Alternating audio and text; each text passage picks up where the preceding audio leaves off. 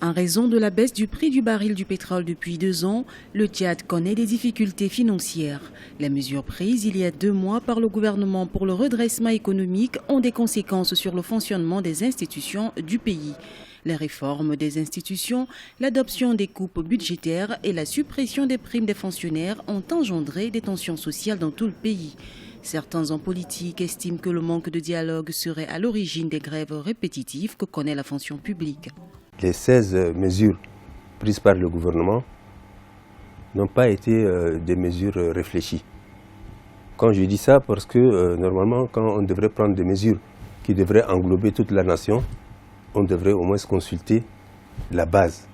La base, nous, en tant qu'élus du peuple, normalement, on devrait être consultés dans ce sens. Et même les syndicats, tous les syndicats qui sont concernés, devraient être consultés pour qu'il y ait au moins des réflexions communes pour jeter les bases.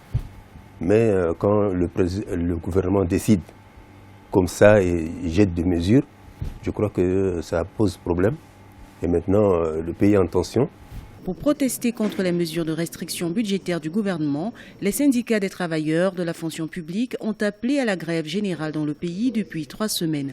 L'opposition se dit inquiète de la tension sociale et appelle les deux parties à dialoguer pour une issue pacifique. Je pense que ces mesures, même si elles visent à juguler la crise financière ou bien la passe financière dans laquelle nous nous trouvons, il faut, n'est-ce pas, faire ça avec tact. Il faut dialoguer.